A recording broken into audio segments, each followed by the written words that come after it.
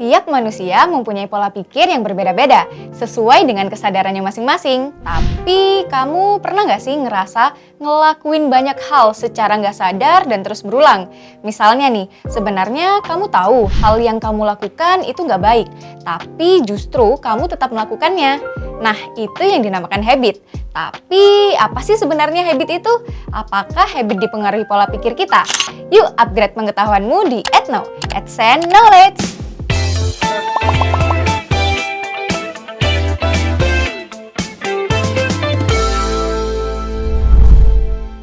Selingkuh, salah satu contoh bad habit yang bisa kita temui dengan mudahnya di lingkungan sekitar kita. Gimana enggak? Kamu pasti pernah kan dengar cerita dari temanmu yang jadi korban perselingkuhan? Atau mungkin justru kamu sendiri yang pernah jadi korbannya? Saat kamu menjadi korban perselingkuhan, pasti hatimu hancur dan bingung kan? Lebih baik ditinggalkan atau dimaafkan? Karena teringat janji manis dari pasangan yang katanya akan berubah dan tidak melakukan perselingkuhan lagi. Padahal kenyataannya kebanyakan setelah dimaafkan dan diberi kesempatan, ia akan mengulangi untuk selingkuh lagi. Yang namanya habit memang susah berubahnya ya. Sobat AdSense, tapi nggak semua kebiasaan itu termasuk dalam bad habit ya. Ada juga good habit, contohnya seperti tidak begadang, tidur lebih cepat, dan bangun tidur lebih awal. Kemudian melakukan hal produktif, seperti membereskan kamar. Ini merupakan good habit yang bisa kamu terapkan di dalam hidupmu. Berbicara seputar habit nih, jadi sebenarnya habit ini terbentuk dan biasa kita lakukan karena adanya pola pikir atau memang ya sudah terjadi senatural mungkin. Nah, sebelum menjawabnya, kita pahami dulu yuk satu per satu.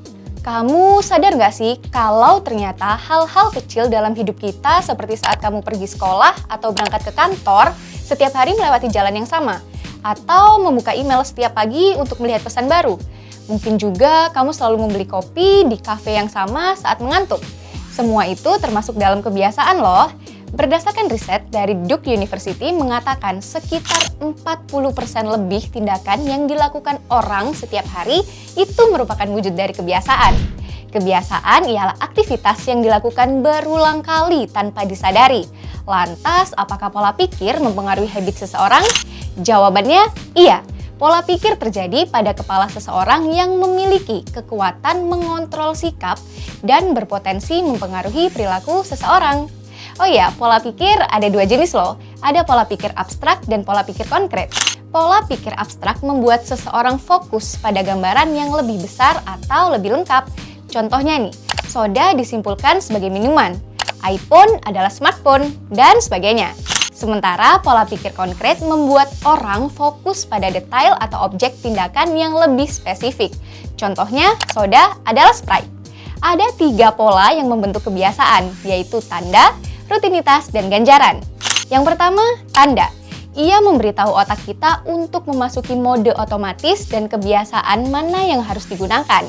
Bisa berupa apa saja, mulai dari pemicu visual atau kumpulan orang-orang tertentu. Yang kedua, rutinitas, berupa fisik, mental, atau emosional.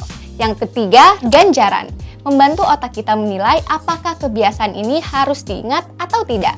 Semakin lama lingkaran kebiasaan ini dilakukan, maka secara otomatis kita akan melakukan kebiasaan tersebut.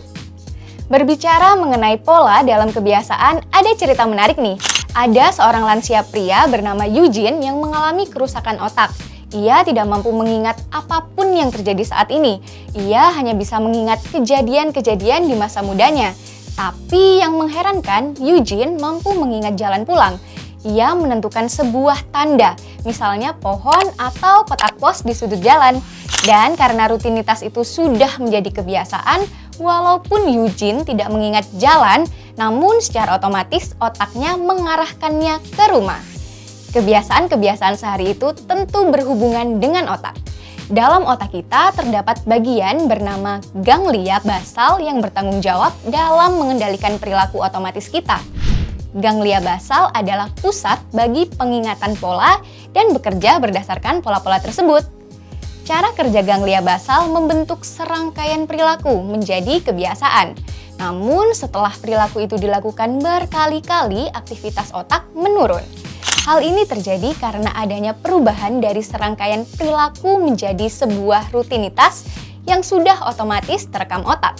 Proses ini disebut sebagai penggumpalan yang menjadi akar terbentuknya kebiasaan. Kebiasaan juga memberikan manfaat baik untuk otak. Kebiasaan merupakan cara otak untuk menghemat energinya dalam melakukan sesuatu, sehingga membuat otak bekerja lebih efisien. Ketika kerja otak lebih efisien, maka otak bisa berfokus pada hal-hal lain yang lebih besar, seperti melakukan inovasi. Dikutip dari buku The Power of Habits by Charles Duhigg, cara kerja otak bisa mempelajari dan membuat keputusan tanpa sadar dan tanpa mengingat. Kenapa kita harus membuat keputusan seperti itu? Kita mungkin tidak ingat pengalaman-pengalaman yang menciptakan kebiasaan-kebiasaan kita. Namun sekalinya tertanam dalam otak, pengalaman itu mempengaruhi cara kita bertindak. Sekarang kamu pasti sudah mengetahui tentang habit yang biasa kita lakukan dalam kehidupan sehari-hari kan?